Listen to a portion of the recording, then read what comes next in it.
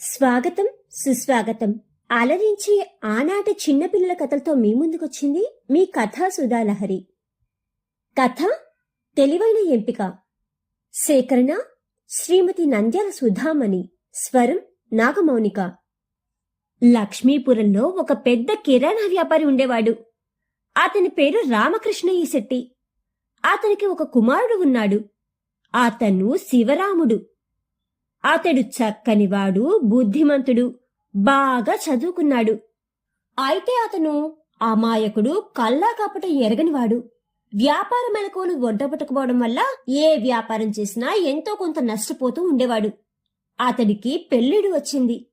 చక్కని చుక్కలాంటి పిల్లని, అంతకంటే ఎక్కువగా తన కొడుకుకు బాసటగా నిలబడి తన వ్యాపారాన్ని వృద్ధి చేయగల తెలివైన పిల్లను వెతకాలనుకున్నాడు. తనకు నమ్మకమైన స్నేహితులను, పురోహితులను కొందరిని ఆ పని కోసం నియోగించాడు. వాళ్ళు వివిధ పనుల మీద వేరే ఊళ్ళకు పోయినప్పుడు కోమటి వీధుల్లో ఈ విధంగా ప్రకటన చేయమన్నాడు.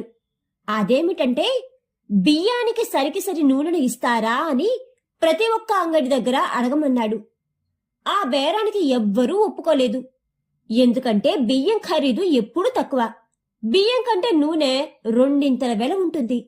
అందుకే ఒక పాత్రతో బియ్యం ఇస్తే అదే పాత్రతో నూనె కొలిచి ఇస్తే వ్యాపారులకు నష్టం వస్తుంది. అందుకే ఆ షరతుకు ఎవ్వరూ ఒప్పుకోలేదు. చివరికి మధురానగరం చేరుకున్నారు వ్యాపారులు, పురోహితులు.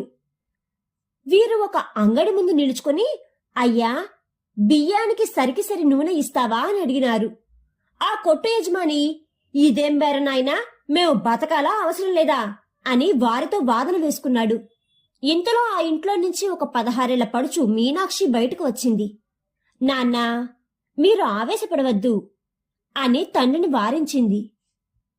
బియ్యం తీసుకురండి, సరి నూనె నేను ఇస్తాను, అయితే పాత్ర నేను తెస్తాను అన్నది. సరేనన్నారు వాళ్ళు.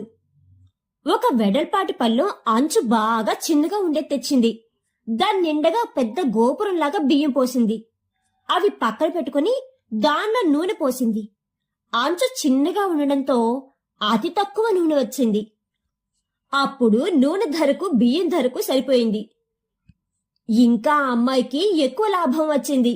రామకృష్ణయ్య పంపిన వ్యాపారులు ఆ పిల్ల చేసిన తెలివైన పని ఎంతో మెచ్చుకున్నారు. వాళ్లలో వాళ్ళు మాట్లాడుకున్నారు.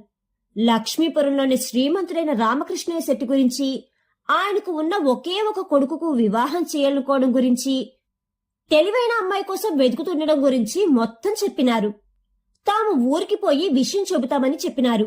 అంత మంచి శ్రీమంతులు, మంచివాళ్ళు అయిన సంబంధం వదులుకోవడం ఇష్టం లేక తాను కూడా వాళ్లతో లక్ష్మీపురం పోయి పెళ్లి ఖాయం చేసుకుని వచ్చినాడు మీనాక్షి తండ్రి వీరయ్య. త్వరలో మీనాక్షికి శివరాముడికి ఘనంగా పెళ్లి జరిగింది. మీనాక్షి తోడుగా అండగా శివరాముడు చక్కగా వ్యాపారం చేసుకుని వృద్ధిలోకి వచ్చినాడు. రామకృష్ణయ్య శెట్టి మనుమలు, మనుమరాళ్లతో ఆడుకుంటూ సుఖంగా నిశ్చింతగా కాలం గడిపినాడు. కథ కంచికి మనం ఇంటికి. తెలివైన ఎంపిక అనే ఈ కథ కనుక మీకు నచ్చినట్లయితే please like, share, subscribe to our channel.